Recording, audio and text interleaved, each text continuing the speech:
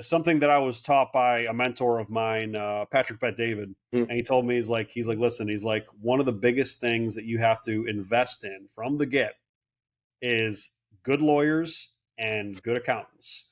He's like, you're going to be hating yourself when you're spending the money in the beginning. He said, but once you get to a certain point, you're going to be so happy that you got the really good ones instead of cheaping out on them, because he's like, they save you time, they save you money, they save you lawsuits, headaches. He's like, and they just will make sure that you're protected. It's an insurance policy. Good accountants and good lawyers are insurance. The following is my conversation with Tomo Marjanovic. Tomo is an acclaimed entrepreneur and a certified advanced bioidentical hormone replacement therapy specialist.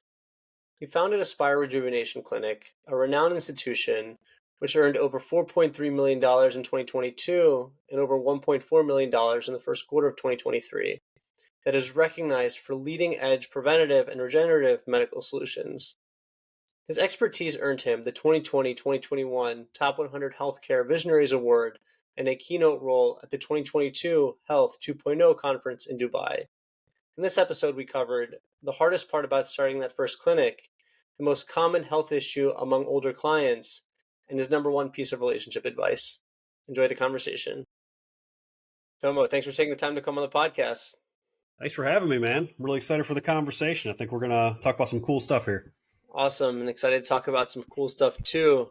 But I think I know where I want to start. So you're a fully fledged entrepreneur, but before that, interestingly enough, you were actually a cop. What's the story around that? Yeah, man, it's not a long story, but it's an interesting story. I never even wanted to be a cop. It's like everything that kind of happened with me, I almost like fell into, I don't want to say accidentally, but kind of, you know what I mean? It was kind of like, oh, hey, why don't you try this? Or, oh, hey, you need to do this now. I was in college and not doing anything, personal training, whatever, and hated personal training, by the way. And my friends both went to police academy. I was like 21, 22 years old, and they told me, they're like, well, hey, you're not doing anything. You don't like school. You're not liking the personal training thing. Why don't you go try for police academy? I was like, yeah, that sounds like something I could do. So I go in, and back then they made you do physical tests beforehand. I was in great shape, young personal trainer. I was into bodybuilding since 13 years old. And next thing I know, I'm basically full bore into police academy, and I did a 12-year career in law enforcement, just kind of on like a, hey, why don't you go try this? I liked the job. It was super cool, super fun. But all through that, I was competing as a bodybuilder. I was studying everything from, hormones, wellness, endocrinology, and that spanned from my bodybuilding interest and my want and desire from a very young age to become a professional bodybuilder. So, backtracking a little bit before I started law enforcement, 18 years old, I told my coach, my bodybuilding coach, that, hey, I want to be a professional bodybuilder. I want to be on Mr. Olympia stage. So I told this guy, dumb 18-year-old kid, 19-year-old kid. And I was like, I know what that takes. It takes steroids. That scary word, right? And he was like, well, you're not taking any steroids unless you absolutely need them. Steroids are just hormones, right? Testosterone, whatever, normal hormone in your body. But he basically told me, he's like, you go get your blood test done. So I'm 18, 19 years old. We're talking like, this is like 2002, 2003. You look great for your age, by the way. I have to Thank you, plug by that the in. way. Appreciate that, man. Yeah, I'm almost 40. I'll be 39 in June. So we're talking 2002 to 2004, that range. Nobody's doing hormone tests. My industry doesn't exist yet. So I go to a doctor, I get my hormones tested. My testosterone level comes back at like 1,460 nanograms per deciliter. If you're familiar with testosterone levels, that's several hundred points higher than the normal like range. So, where most people are maxing out at like 900 to 1,000, I'm at almost 1,500. I get accused of taking steroids by the doctor, by the way, who tested me, which was hilarious. So I go back to my trainer. I show him this is like, you're naturally on steroids, basically. People would kill to do this. Don't touch anything until you need it. So from that point forward, 18, 19 years old, I started studying everything about anabolic steroids, hormones, endocrinology, and I became basically an autodidact in what this science is. So quick follow-on to one of the things that you just said. You mentioned that you had, a really high testosterone level, and I'm in no way a health expert, but just out of curiosity, like if you're on that high of a level and you end up taking steroids, what ends up happening? Well, so you have to realize what taking, an outside drug will do to you. Taking endogenous testosterone, which is basically introducing it to your body's a machine. Mm, So when you take and give your body testosterone, your body's going to say, "Oh, well, I have testosterone in my bloodstream. I don't need to produce it." So what is it going to do? It's going to shut your testes down. It's going to shut the link from your hypothalamus pituitary, your HPTA, basically cascading down to your testes. It's going to shut all that down because it says, why would I work harder? I don't need to do that. Right. So if hmm you already have a high natural level, if you're a young man, there's no reason you should ever touch any anabolic or any hormone unless you need it. Now if you have an endocrine problem, if you have something where you're not producing testosterone, yes, of course, you want to do that because as a man, if you have very low testosterone, you're going to be in a world of hurt. You're not just going to feel like shit. You're not just going to look like shit. You're going to perform and function like your bodily functions from a mental health, physical health. You're going to die earlier. You know what I mean? That's why you have these people that are, men that are going through andropause, which is male menopause, right? hmm Or women that are going through menopause. When do most of the health issues as you age start cascading? Post menopause, post andropause. That's when hmm your body starts breaking down. Why does that happen? Because you no longer have a prevalence of hormones that are protecting your body, keeping things running. It's like taking the oil or having really bad oil in a car motor. Your car will run for a little while, but you're going to screw the whole thing up in the meantime.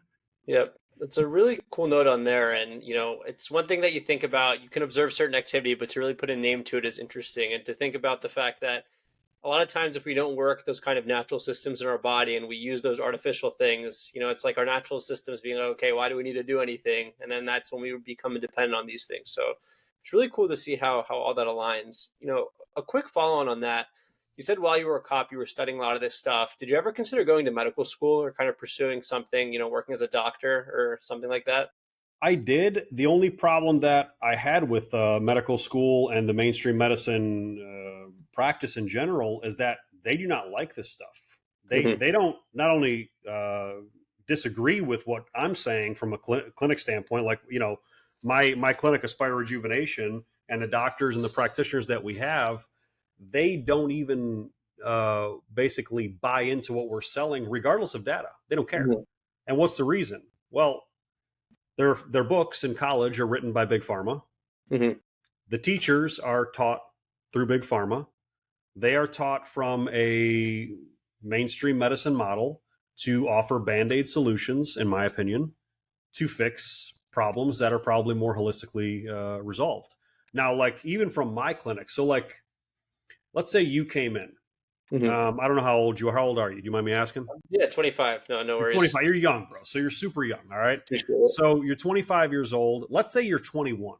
Okay. hmm So let's say you're 21. You come in and you're overweight. You have sexual side effects. You have all these problems, right? And then you tell the practitioner, well, I don't go to the gym. I don't eat healthy. I eat McDonald's all day. I basically sleep like shit. I don't sleep during the night. I sleep during the day. I stay up all night. All of these problems. I'm sedentary. I sit in a computer all day. So all of these problems, from our perspective, we're going to say, listen, you're a young person. You should have a high testosterone level. What do you need to do? You don't need testosterone from us. You need a lifestyle fix. You know what I Yeah, mean? yeah, So you facts. need to fix your lifestyle. Now, that same conversations happens to a 35 or a 40-year-old. Come on. It's obvious there is an aging thing going on. Mhm. Are there also lifestyle fixes? Yes. But are those things going to self-correct when you're over the age of really 30 or 35? Not likely, So, there's two sides of the coin. People are like, "Oh, well you push HRT." I've had this criticism before. You push hormone therapy when people can just fix it. And I'm like, I don't push hormone therapy to people that can fix it. But once you get to a certain age, I'm sorry to tell everybody, there's no fixing it. You're You kind of know, stuck with that level. It is what it is. You can do a little bit of mitigation, but once you're at a severe hormone decline, you pretty much need medical intervention if you want to feel good and operate better. what's interesting about that? So I definitely agree in the sense, and from this is a non-medical expert agreeing, so I don't know if Sure. that's saying much, but agree in the sense that as we get older, obviously our bodies unfortunately decline, and we probably need more medical attention. But For the 21-year-old example, like a big thought I've been having recently is a lot of times, a lot of these, medical institutions and a lot of these, medical offices and whatnot.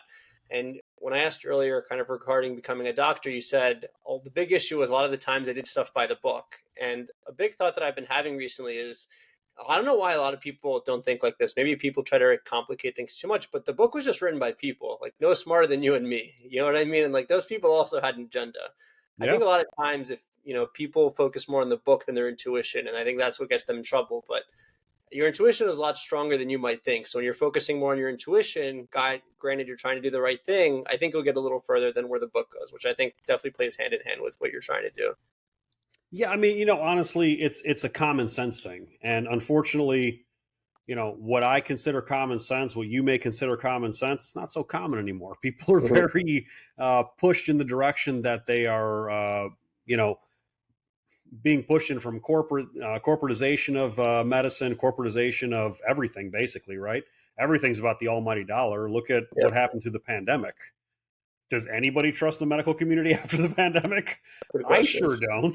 Mhm. So our industry took a huge leap forward through that, and I think anything with preventive medicine, regenerative medicine, I think anything with a holistic mindset is just going to elevate. you know and I mean, I was a result of mainstream medicine, which is what pushed me into this clinic thing originally. I was a police officer, decade plus on midnight shift, and me knowing hormones, I felt a severe hormone decline at the age of like 30, 31. And I'm like, okay, I'm gaining belly fat. I'm a bodybuilder, right? So I'm an ex Mhm. bodybuilder, who fantastic shape, six pack, everything, competing. And then I start gaining belly fat. I start having erectile dysfunction stuff. I start having zero interest in sex. And Mhm. I'm like, okay, something's wrong with my hormones. And working 10 years on midnight shift, Will be your trouble circadian for. rhythm, yeah, you mess yourself up, right? So I knew I messed myself up. I used to go to a couple normal doctors. I get my testosterone levels checked, and my testosterone level was like in the 600s. They said it's normal. They were like, it's a normal level. Well, what's a normal level? Mhm. Normal for me is 1400. I knew that, but nobody has historical data most of the time. So I tell the doctor, I'm like, no, no, no, my levels were 1400 plus when I was younger. Here's the paperwork. Here's the data. They're like, we don't care. You're normal considered to us. And then I started seeking out other medical clinics, and then I ended up working for the clinic that actually treated me for testosterone at 30, 31 years old. Got me back to my optimal level. I felt great again. Mhm. And that's how I got in the whole industry. I think it'd be a good idea for a lot of people, and I love especially the way you frame that. But for people to do what's good for their health, not necessarily by the book, because a lot of the times they might have said that 600 is normal, but that's because 600 is a crappy level that everyone just happens to have. So I think context is definitely important there, and that was a really good point. I wanted to ask back to a bit of your story. You mentioned that you were on that midnight shift, and you touched upon this a little earlier, but what was the moment you knew you wanted to jump from being a police officer to being a full-time entrepreneur and really going headfirst in this health stuff? That's the funny thing, is I didn't want to be an entrepreneur either when I left law enforcement. I'm telling you, man, I fell into things. It was a matter of necessity. So I left law enforcement. I'm working for another medical clinic.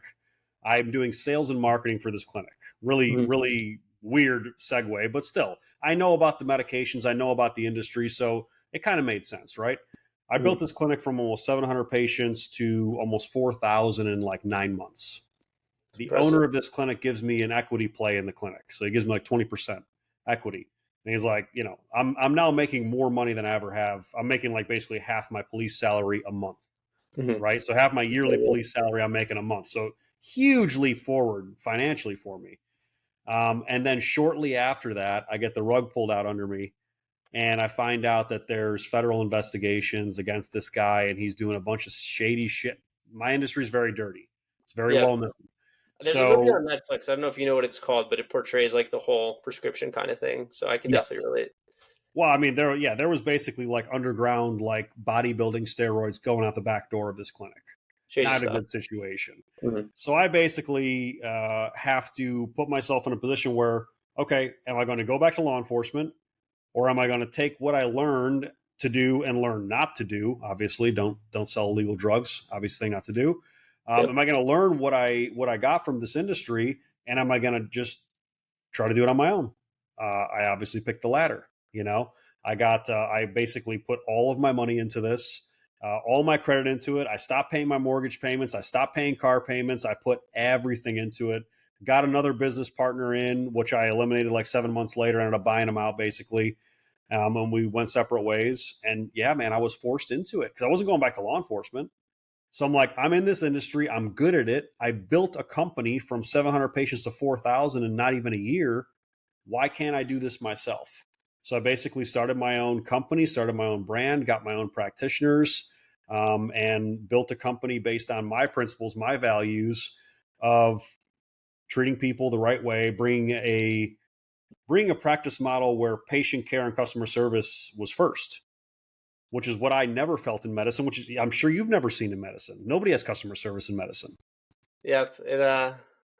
The one thing I'll agree and disagree, because I think a lot of times I'll agree in the sense that I think most people do things by the book, but disagree in the sense that I think people go the traditional education. But I think there are some medical professionals that share the same mindset as you. But that being said, probably in the minority, and hopefully in the majority sooner or later. But nonetheless, I think there's definitely going to be a big change in medicine going forward with a lot of things that we've seen.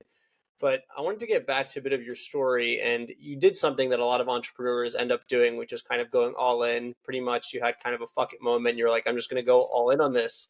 What Mm-hmm. was the hardest part about starting that first clinic? Oh man, the learning curves. Not knowing what you don't know, I think is the craziest thing. And I mean, I think no matter who you are, I think no matter how much you prepare, I don't care I don't care if you have an MBA, I don't care how much college or schooling you have. Nothing teaches you for the real world of entrepreneurship and business like actually doing it. So, figuring out, I mean, I screwed up so many things, and I missed, I didn't get this license. Oh, I didn't get this certification. Oh, I forgot to do this. Oh, I didn't get insurance for this aspect of the business. These are all things that are not catastrophic, but they cost you money and time, right? Mhm. So, those kind of learning curves. And I mean, we still had learning curves when I started clinic number two. Hey, Mhm. how do I scale? How do I duplicate? There were a bunch of problems that we had when I duplicated because it's not in the same state, it's a different state.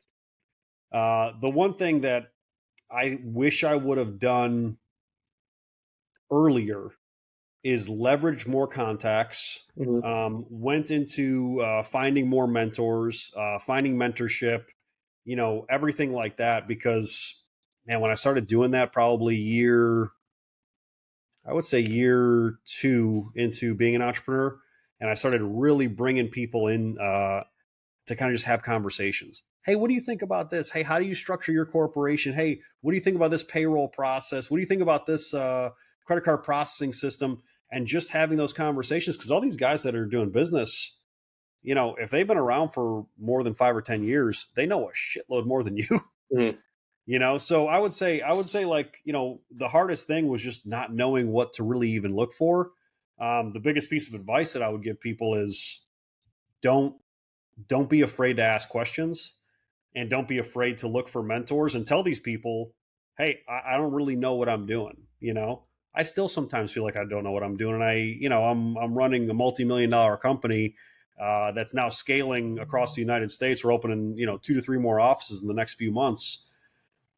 I still feel like I'm like, oh yeah, well, I mean, I don't know what I don't know. We got to still figure some stuff out. You know what's funny about that? I think a lot of times growing up, we always hear experience is the best teacher, and it's easy to balk at that because we're so focused on the system where we go to school, we sit for 4 years, which, in my opinion, as someone that graduated a few years ago, our education system is way outdated because we're just learning stuff that's like very static and life changes day by day. In all honesty, I think that, it's one of those things that it's easy to, as I mentioned, balk at, but once you're actually doing something, it's more of a feeling and kind of something you resonate with. And I don't think it's fair to criticize it until you actually start doing it and you're like, wow, there's so much I don't know. And then when you actually start running a business and you start going through all these learning curves, you're like, yeah, honestly, the best way to learn is just by doing something. So couldn't agree with you more on there. Quick follow up I wanted to ask, because I know you said you were planning on opening up new offices. Just out of Mhm. curiosity, do these medical laws differ state by state when you're trying to open up a clinic like yours, or do you see kind of a universal code? No, it's very different state by state. I mean, some things coincide here and there, but especially when it comes to like telemedicine laws, when it comes to doctors licensing, whether you need a medical director who is an MD or a DO. I Mm-hmm. mean, every state has different rules on certain medications. Like there's really silly stuff that happen in like California, Mm-hmm. New York, New Jersey, whatever side of the political spectrum you're on. That side of the political, statehood, the blue states, they have more rules. They have more rules. They Yep. have more taxes. That's just how it is. It's not positive or negative. It's however you want to look at it. But Objective statement. it's what it is. So when you go to those states, like we have like let's say a peptide that's legal in 49 states, but you go into or 48 states and you go to New York and New Jersey and they're controlled substances. Mm-hmm. We're like, why? You know what I mean? There's no reason. But if you don't know that, and let's say you treat a patient in that state, let's say they come to Pennsylvania and they come to my Pittsburgh clinic and then they drive back to New York, New Jersey, and that person maybe has a valid prescription out of a Pennsylvania office, but maybe it's a controlled substance in New York and New Jersey, and they have no idea. It's a really weird thing. So it's like, something that I was taught by a mentor of mine, Patrick Bet David, Mm-hmm. and he told me, he's like, listen, he's like, one of the biggest things that you have to invest in from the get is good lawyers and good accountants. He's like, you're going to be hating yourself when you're spending the money in the beginning. He said, but once you get to a certain point, you're going to be so happy that you got the really good ones instead of cheaping out on them, because he's like, they save you time, they save you money, they save you lawsuits, headaches. He's like, and they just will make sure that you're protected. It's an insurance policy. Good accountants and good lawyers are insurance. It's good to know there. Do you think that, in short, states that are historically blue, and again, I don't want this to be a political statement, but states that are, I'll say, historically, have more, I don't want to call it regulation, but just more rules, or kind of it's a bigger pain in the ass, or kind of it's more difficult to try to open up something like this there? Sure. Got it. It's Interesting. basically. I mean, some of the states make it damn near impossible. Like, and not just impossible from a regulation standpoint. They make it impossible for businesses to thrive there because of their taxes. Mm-hmm. So if we look at California, for instance, why do we have multi, 9, 10 figure companies leaving California, going to Texas, going to Florida, going to Tennessee, media companies doing the exact same thing. So why is this happening? It's because the taxes are insane. You can't be profitable when you're paying 60% of your net revenue to tax. And then I mean, again, it's not a political thing. It's just factual. Where is that tax money going? Because if you've been in California in the last 5 years, it's not nice anymore. Yeah. You go to San Francisco, I mean, there's like homeless people sleeping on the street everywhere, Mhm. defecating on the street. Like it's not a good thing. So, and I don't think anybody on either side of the political spectrum would even argue about this or give us grief for it, because it's just, listen, they're not doing a good job. They're taking a lot of money from a lot of people that have a lot of wealth, and it's not going anywhere good.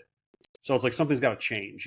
But yeah, I mean, when it comes to like the hyper blue states, Mhm. for business, no, they're not good for business. I don't think they're good politically whatsoever. I think they end up causing a lot more problems. There's obviously goods and bads to each side of the political spectrum, but I look at everything from a fiscal point of view because I'm in business. I vote fiscally because I'm in business. So if I'm going to vote, it's going to be because I'm trying to take advantage of a fiscal, responsibility for the country. Like I'm going to be somewhere where I want less tax liability. I want less government regulation. I want less people messing with what I do. I just want to help people, But if the government's going to make me broke, how am I going to be an entrepreneur? It can't work. That's a great point too. And my view of this, and again, I feel like I have to disclaimer I'm not an expert, but I feel like I'm going to say this so many times that I'll probably become an expert in this kind of subject. But I think a lot of times when it comes to people getting taxed, these insane numbers, especially somewhere like California, it's, the government, I don't know how they're controlling or how they're allocating that money, but they're trying to tax everyone kind of up the, what, and these people end up leaving. And when these people end up leaving, it's causing much more harm because ultimately a lot of people that created that wealth there created it through service, through adding a lot of value. And I think kind of taxing people, to an insane level, I think is just kind of eroding the economy and eroding those businesses. So those are my 2 cents on there. So I hope the economy gets better moving forward, and we'll see where that goes. Kind of moving on a little bit, within running your clinic, I know you probably see a lot of different clients.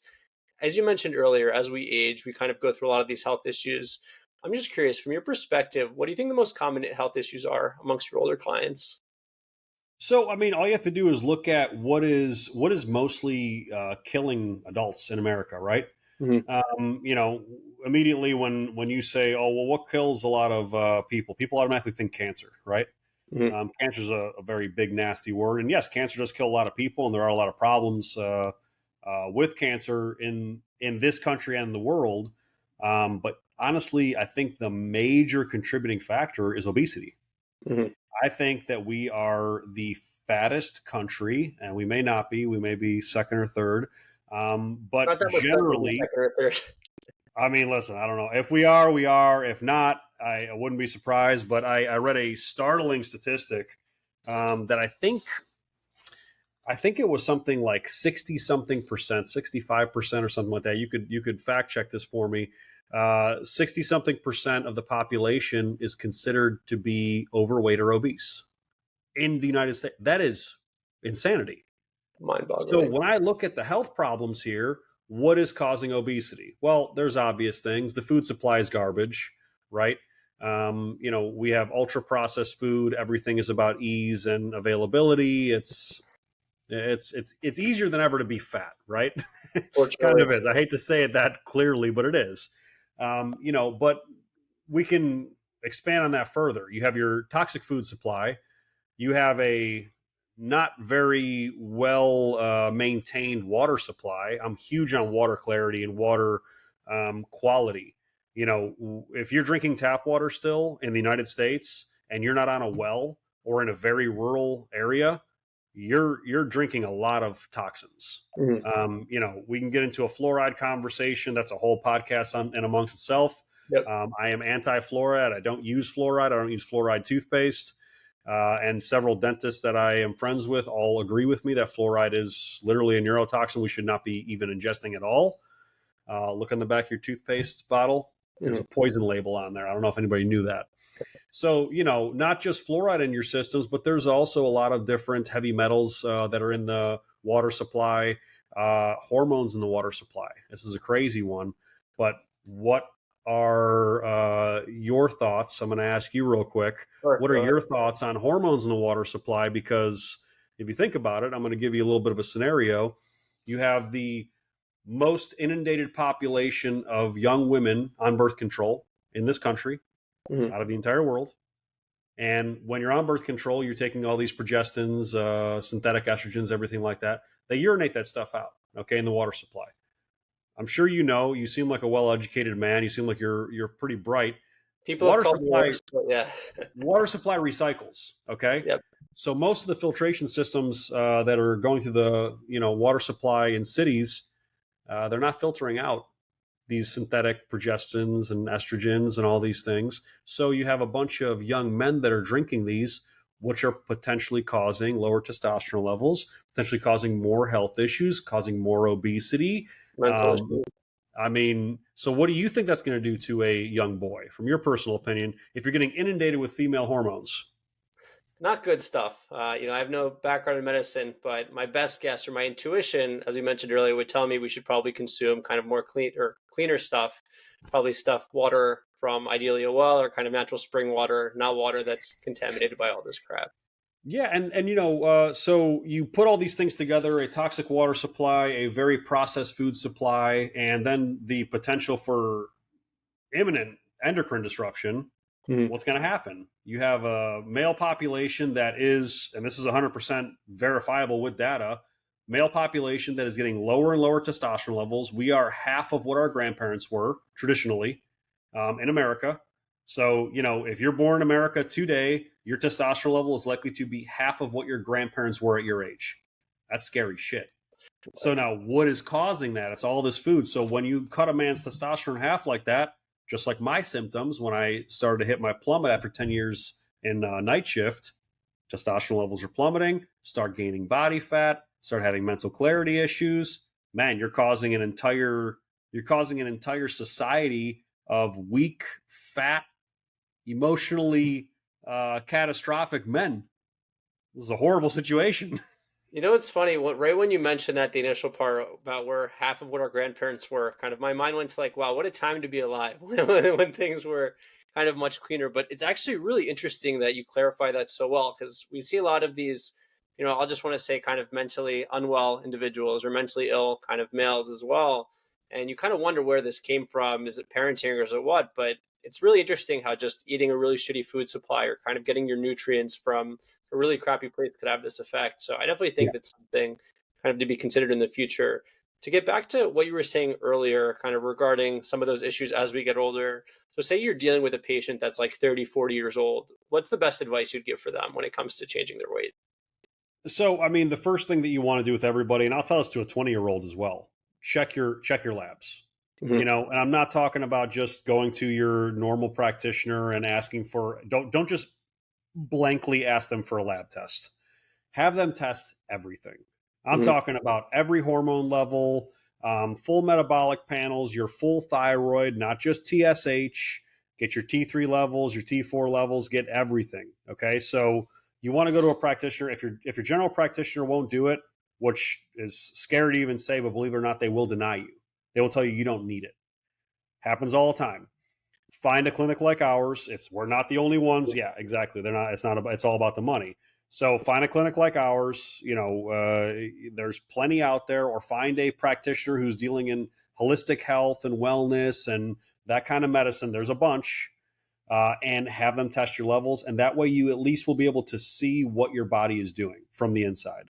Your blood is the window to your health. That's all there is to it. When you look at your blood work, you'll be able to see, okay, what's my liver doing? What's my kidneys doing? What are my red blood cell, white blood cell counts doing? How's my testosterone level working? Am I converting to too much estrogen or vice versa, too little? What's my IGF-1 levels, which is your growth hormone? Mm-hmm. And depending on what age you are, it's going to show you like, oh, hey, this is all age related, or hey, there's something else going on. If you're 20 years old, that blood level should be perfect. Yeah. If you're 25 years old, still probably pretty perfect. If you're 30, maybe you start having a little bit of a fall off. Mm-hmm. If you're 40, the likelihood is you're going to be deficient in quite a few things. For men, mainly testosterone. For women, it could be all three of the major hormones: progesterone, estradiol, testosterone. But you don't know what you don't know. So anybody coming in, get your lab work done. Talk to a practitioner that's skilled in dealing with hormones or endocrine health or just general wellness. You have wellness practitioners out there that are generalized that know way, way more than the endocrinologist community. We have probably a dozen endocrinologists that come to us for their specialized care personally. Mm-hmm. These are the hormone guys coming to our hormone clinic to get their own treatment. So, it's not about always finding the specialist. I would find the guys in the fringe. I'd find the guys who are looking at things a little bit different than the mainstream medical community because they're not incentivized by big pharma, by mainstream medicine to give you the band-aid solutions. If you're that older guy, 40 years old, you're probably going to have blood pressure issues, cholesterol issues, all these things. What are they going to give you? Here's your pill. Here's your Yeah. pill. Here's your pill. So they give you all these different medications. When I look at a patient like that, I say, let me see what your hormones look like. Oh, you have a testosterone deficiency. Guess what fixes all of those problems? Optimizing your testosterone. Mm-hmm. So interesting. So actually, since you brought that up, I feel like I have to ask you this question. Have you heard of Brian Johnson? That's like a super common name. You're going to have to clarify that one for Yeah, me. no, Who's no Brian? worries. Which Brian Johnson? There's a Brian Johnson. I think that's his name at least. But there's like a guy who's kind of a centimillionaire who used to run a company, had a big exit, and he's trying to basically the one guy on the internet that's trying to reverse his aging. Does that sound familiar? Yeah. Okay. I just literally Googled him on my other screen right now. I know exactly who he is. So Got it. anti-aging tech millionaire. From your perspective or from everything you know regarding kind of health and wellness and from what you're doing, what are your thoughts on something like that? So I think some of the things he touts and does, I think, are very important. I think he probably takes it a little bit overboard. He talks That being said, about he's an edge case too. He admits that like he's more of an edge case than what a normal person would be. yes, yeah. And I mean, what did he say? He spends like $1 million a year on his anti-aging, right? Yeah. I mean, this guy's not going to live forever. Okay, Yeah. we're limited to our age. Depending on who you want to talk to or what your philosophy is. none of us are going to live to probably 150. It's not going to happen. Medical science isn't there yet. Mhm. This guy seems to think that he can prolong it as much as possible. And maybe he has some kind of debilitating issue that nobody knows about. Maybe Mhm. he's trying to combat something that maybe he did a genome test. Mhm. Maybe he did a genetic test and he's like, oh shit, like I have some pretty severe genome issues and like there's a likelihood that I'm going to die or get sick or whatever from XXX. Genome tests will tell you some of that stuff. It's kind of scary. It kind of will give you a window to the future too. Uh, and maybe he knows something about himself that he doesn't want to disclose. And now he's gotten into this place where he's like, I need to spend this money because I want to prolong as much as I can because I know I'm going to die. Maybe I would have died sooner than later. It's really. I don't think he's doing anything wrong. The 111 pills a day, like, listen, you're gonna live a very, very good life if you Mhm. do some very simple things. Sleep well, drink clean water, eat clean food, single ingredient foods, okay? Avoid toxins, don't drink and smoke. Mhm. I smoke cigars. Like I love cigars. There's a humidor right back here. You Mhm. know what I mean? I know that's not good for me. But I'm not going to be like Brian Johnson, and It's I'm not indulgence. going to pretend I'm going to live to 150. Got it. I mean, I think it's an interesting edge case to watch and see what happens, but I think it's not something practical we could do. So will be fun to see where that goes. But back to your clinic, you've been successful in opening up too, and you mentioned you have a vision to kind of keep opening up. What's the overall vision for the clinic and Aspire Rejuvenation? So we want to really change the fabric of how health and wellness is looked at in this country. It's a big ask. It really is. Mhm. I want to be able to really help as many people as possible. That's my main prerogative. My entire industry. We're not even scratching the surface of what we could be reaching in a patient base. I'm talking about the whole industry, not just my clinic. Mhm. We're maybe getting 1% of what we could or should be getting in the marketplace because there's that many people that need services like this, and Mhm. there's that many people that can get away from using these big pharma drugs, statins, blood pressure medications, multiple ED medication. Like there's so many things that older people take, right? So all these different meds that are traditionally taken by all of these different aging populations, when I see that person taking all these drugs that have multiple side effects that then they need more drugs for, when I see that person can be fixed with one or two simple bioidentical hormones, that drives me absolutely insane. I'm Mhm. like, why isn't the medical community doing this? Why do they not care enough about these patients to actually fix the underlying issue? Well, the obvious answer is money. Mhm. Okay. But from my perspective is I want to change and I want to educate the population to say there's another option. So I want to put these clinics in as many states as possible. I want to expand into different countries, and I want to make people aware that there is a revolution happening, and it is happening. There are clinics like mine opening up all over the place. Some are good, some are not so good, but at least it's getting talked about and it's starting to expand. We want to be the big boys in the industry, and I think we will be. We have talks behind the scenes of investment capital coming in that could scale us to 20 to 30 clinics in the next 2 years. Mhm. So I mean, we want to be the ones that are really going to redefine how this looks. And I mean, in the background, I'm developing software systems that are unlike anything the medical system has seen. New EMR, EHR software systems.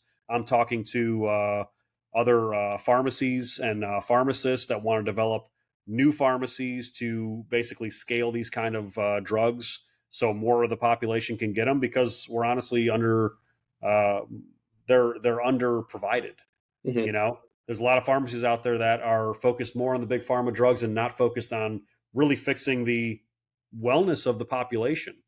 We are a aging population. We have a shitload of medical problems as a Mhm. population.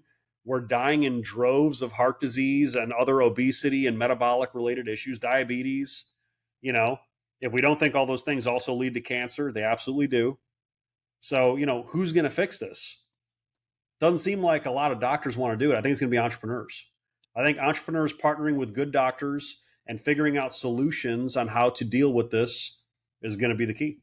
Speaking about entrepreneurs, it's a great thing that you bring up because mention how a lot of, unfortunately, kind of these institutions and doctors and medical offices are driven by big pharma and incentivized by profits.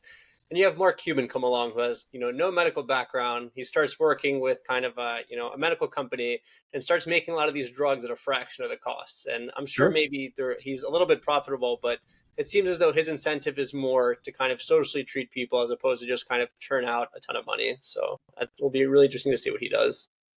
Yeah, I mean, he's definitely making some money. Don't get For it sure, twisted. yeah. Like it's funny. Like you talk about guys like him and guys like Elon Musk. Oh, Elon Musk, bought Twitter to save us for what is it? They have a financial incentive for sure. It's an audience at the end of the day. To save free speech and all this Yep. stuff. I'm like, listen, he may have had that idea in the back of his head. I said, but these guys do not make decisions based on Yeah, that concept. They're doing it's a business decision. for sure.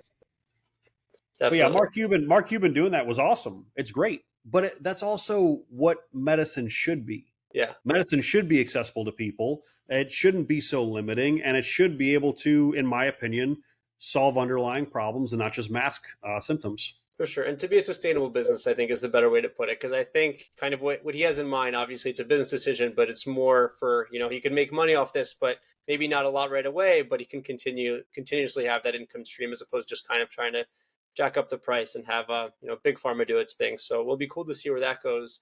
To switch gears a little bit about here, kind of, and you mentioned this earlier about entrepreneurship, but I saw some really interesting things on your Instagram, and I know you post there often, so I think you're kind of getting ready for some funny questions here. But you had Sure. one post that spoke about the difference between losing in entrepreneurship and learning in entrepreneurship. So can you clarify a little bit of what you meant about that difference? So the basically my concept of never losing, either winning or learning. Yep. What's the difference Yeah, between losing and learning, basically? yeah. I mean, I don't think you can lose if you learn. Hmm. I think of every single loss that I've ever had as education, Hmm. and it's kind of like a mindset shift. I look at losing as okay. Um, I learned how not to do X. Hmm. You know, same thing with like you can do that with everything in life, like a relationship, which people have so much drama and stress over when it comes to relationships. Like, well, that relationship didn't work. Well, did it just not work, or did you learn something? Is it so detrimental? Did you fall on your face? Did you pick yourself back up? What did you learn? Don't date that kind of girl, right? You know what I mean? Or don't date into that family, or if you made the mistake yourself, hey, don't do that again. You know what I mean?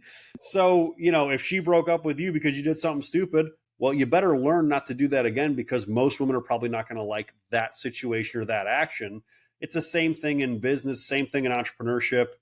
You can frame your brain to look at it in a positive or a negative way. I hate to be so cheesy that it's a glass half empty, glass half full comparison, That's life. but it really is. It Mhm. really is that simple. You can completely reframe your mind around losing and say, yeah, I screwed up that business. Like I recently lost I don't know, let's say $250,000. It is Mhm. something around there. But I recently did an investment, and I took a fall for $250,000. And accountants and we're having meetings. We're like, fuck, we're gonna we're gonna lose $250,000. Like they're all pissed off, and I'm kind of sitting there and I'm like, is anybody did we fire anybody for this? Like, did anybody lose their jobs because we couldn't afford to pay them? Everybody's like, no. Like, does everybody still have their houses? Everybody still has their income? Yeah. I'm like, So we're chilling. nobody took pay cuts because of the 250,000 lost. I'm like, no. I'm like, and then I kind of kind of stop. I'm like, isn't that freaking cool that we can lose $250,000 and we're all still good? You know what I mean? Like that we're all still good. Like I could lose $250,000 and I still have everything that I need. Like it Mhm. didn't hurt me like that. So I look at it as like Lesson I learned. had the capability and ability to lose $250,000 and not be destroyed by it. But what did I learn? I'm not going to invest in that industry again. I'm Mhm. not going to get these kind of partners. I'm not going to structure a contract like that again. I'm going to protect myself from a legal tax measure in a different way. I'm going to get different liabilities when I do investments like that. I learned a shitload of stuff. I won't make Mhm. that mistake again. And if you look at it from that perspective, $250,000 is a small price to pay in a big business scheme, because what if I would have made those mistakes on a $5 million deal? Ooh, that would hurt. Yeah, for sure. I mean, so it sounds like the lesson learned provided, or for what you quote unquote lost or quote unquote paid, the value of that was replaced in all the lessons you learned, and thankfully you were able to stay above float. Education costs money, man. You go to Yeah, college, you're going to spend how many hundreds of thousands? If I went to medical school, too I'll be many. $1 million in debt, right? Yep. Education costs money no matter what it is, and every single loss can be a education. I love that mindset. Another thing that you talk a lot about your Instagram is relationship advice. So, from a man like yourself, what's the number one piece of relationship advice you'd have to give to someone? Number one piece of relationship advice, You had to pick you one. know, I would say it's going to go around the idea of honesty, but it goes more around the idea of interviewing your potential partners early on. Hmm. And this is really hard for people to understand because it seems kind of like it makes it almost it makes going into a dating situation almost feel like businessy and cold, like it's a business transaction. But if Hmm. you think about how much time and money is wasted in a relationship, man, I'll tell you what, when you go into a relationship asking questions, qualifying questions. I went into a dating spree when I got over a long relationship when I was in my early 30s. And every single date that I went on, I was basically asking these women, how many kids do you want? Do you want to get, I'm talking first date, bro. Hmm. First date. How many kids do you want? Do you want to get married? What's your relationship like with your father? How many men have you slept with? How many men have you dated? Bold I mean, questions. brother, I'm going into every, I mean, I would like some of them, like, and it depends. It like goes into more conversations. How much money do you make? They'd ask me the same questions, so it's like, it's going back and forth. It's not like I'm interrogating them with spotlights on them. But it's an active conversation where you're learning each other because let's say this woman that I'm on a first date with says, oh yeah, no, I had my tubes tied at 26 and I'm never going to have kids. I never want to have kids. Well, if I want to have kids, I just disqualified you. Hmm. So, hey, have a good time, have a drink. Thank you for the date. I appreciate it. Date number two is not happening, right? Hmm. So that's what people do not do. So my biggest piece of advice for people is to qualify your dates, and it doesn't have to be an interrogation. It doesn't have to be like a hard black and white interview. It can be a Be honest. conversation. Hmm. Like, just to be honest with what you're looking for, and I think that'll save everyone a bunch of time. And that way, you know what you're doing, or you know what you're But looking how for. how many people don't do that? I know I didn't for years. You know Hmm. what I mean? And then you have to really like go back and forth. Like, what are you looking for? Are you Hmm. just looking for somebody to have fun with, or are you looking for somebody that's a serious Like, dating or marriage capacity? It depends on your stage in life. for sure. On a similar note, and kind of, I took a lot of questions from your Instagram. So this is because I thought there were a lot of really fun posts there to ask about. But another thing that you spoke about was talking about this idea of consistency and motivation. So do you think it's better to be, a really motivated individual, or just to be consistent every day? I think motivation's bullshit. I also think motivation is kind of bullshit, but it's you're the guest here. It is, bro. I think motivation's complete bullshit, and I'll tell you why. I think it's bullshit because people, when they feel motivation, they're always going to seek it, and Mhm. they're always going to think that's the resolution, that's the factor, right? It's like a That's drug, going to get. to It your is. It's a drug. Mhm. That's the perfect way to put it. So they look at motivation like, hey, this thing will get me over this hump. 100% not true. It's not always going to be there, and it's the times when you don't feel motivated that work really matters.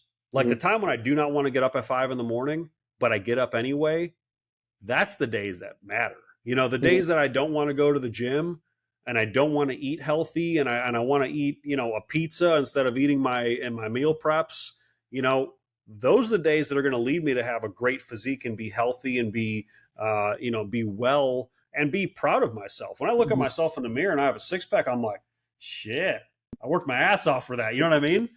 And Yeah, listen, bro, you're 25. You probably have a six pack just walking around. So, when you're almost 40, I do it my takes best. a little bit of effort. Yep, I do my Takes a little bit of effort at 40. Yep, for sure. Hopefully, I can. So, I'm fortunate enough to have a pretty good gym routine. Hopefully, I can maintain that gym routine and look something like you when I'm 40. So we'll have to I've been working out since I was 13 years old, man. When you make it part of your lifestyle and you make it just as important as having breakfast, Mm-hmm. as eating, as drinking water, it's not even an option. Taking a shower, you get up, you go to the gym, you do your stuff. It's just part of life. Part of habit, yeah. I mean, I've only been doing it 3 years now, so hopefully, it looks like I'm doing something right. But keep looking forward to. You're a young man. You have a lot of time, bro. I, I I started at 13 years old. That was a different story. I appreciate it. To get to another hot topic here, and I think we kind of alluded to this a little bit earlier, but do you think money makes people happy, or do you think people need to find their own happiness? I think money gives you the capability of being happier if you are happy in general. Mm-hmm. I don't know if that really 100% makes sense. I don't think money is going to make you from unhappy to happy. But I think if you are generally a happy person, I think money just amplifies it. They kind of say the same thing with pretty much anything. Like who you are as a person, it just gets Simplified. amplified. So if you're a giving person, right? Or if you want to be a giving person, how are you going to donate to your charity if you have no money? How are you Mm-hmm. going to help your family members if you have no money? How are you going to impact the world if you have no money? You know, I think the idea that money is negative or money is toxic or money should be frowned upon, I think is an extremely, Dangerous mindset. it's dangerous. It's dangerous. And you know what it'll do to somebody? If you started thinking like that, or if I started thinking like that, money's going to avoid us. Mm-hmm. It's going to avoid us because Mm-hmm. we're not going to do the things to get that money. When I look at how much wealth I can create, I don't. It's at a certain point, it doesn't matter. Yeah, At a certain point, when I get to a certain level of wealth, which is very nothing underrated matters. too. Yep. Yeah, nothing matters. But when I'm looking at things, and this is my personality, like I don't want to buy a Lamborghini for myself. I want to buy my brother a Lamborghini. Mm-hmm. I don't want to buy a new house for myself. I want to buy my mom a new house. Mm-hmm. I want to be able to buy, new cars and new stuff for staff members that exceeded the expectations of the company. That's kind of shit that I think is cool. So Mm-hmm. it's like money amplifies who you are. If you're an asshole, you're probably just going to be a bigger asshole. If you're generally a good person, I think money just makes you be a better person. For sure. And I think people kind of, I want to say overrate money sometimes in the sense that they think of like, oh, if I had $5, $10 million, my life would be easier. Like realistically, if people had a few million in the bank, they'd realize like, wow, like there's not much that would make me happy except giving. So it's a, Yep. Yeah. Giving is the number one, man. If you understand the feeling how it is to really give and help people, I love my industry. I love what we do from a clinic standpoint because we're giving the gift of health to people. We're keeping it affordable. We're expanding so more people can get help. There's nothing better than a guy walking into the clinic or leaving a review for us saying, "You changed my life. I can play with my kids. I no longer have diabetes. I'm not overweight anymore. My wife and I had sex 9 times this week." Those are conversations that actually happen. You know great what I mean? concept. These are Yep. great things. It's sick. It's awesome. Got it. And you can't really put a price on that. And I think that's beautiful. And, we've definitely had a beautiful conversation. But on a parting note here, to ask a bit of a personal question, from everything you've done, everything you'll continue to accomplish, what's one thing you want to do in your life before you pass? One thing that I want to, what I really want to do in my life, and the charitable stuff, the giving back, the helping people, that's going to be a given. The one thing that I really want to do is I want to get my family from all over the world because I have family spread all over the place. I'm first Mm-hmm. generation American. I'd love to get my family all in one place and like literally build like a small village and just Mm-hmm. buy all of my family members and close friends' houses and just have all of my people kind of live close by. Like almost buy like a small city Mm-hmm. or a small development and like get all my people together because I love being around my family. I love being around my close friends. I'm a very family oriented person. I would say that's a goal that I want to do where I can really bring my family closer together because we're all over the place, man. We're in Croatia, Bosnia, Germany, Austria. We're all over the United States. It sucks sometimes when I can't see my family around me. So having the wealth capability to do that, where I'm gonna be like, hey, my grandpa lives in Cleveland, Ohio. I'm down here in Florida. Hey, Gramps, I just bought you a house down here. Like, you're moving down here. I'm going to send a private jet, and you're going to come down here. You That's know, that would be the coolest thing in the world for me. Just bring family together. that's a great answer. And when that happens, maybe you can call it Tomo Town. But There till we then, go. till then, best of luck with achieving that. But Tomo, really appreciate you sharing all the health knowledge, and I think you added a lot of really interesting information and value in the sense of how you view things and how hopefully the medical community and health and wellness industry will be going forward. But my man, it's been an absolute blast, and thanks for taking the time. Daniel, thank you so much for having me, brother. Thank you for listening to my conversation with Tomo Marjanovic. If you enjoyed the episode, rate the show on Spotify, drop a comment on YouTube, and subscribe.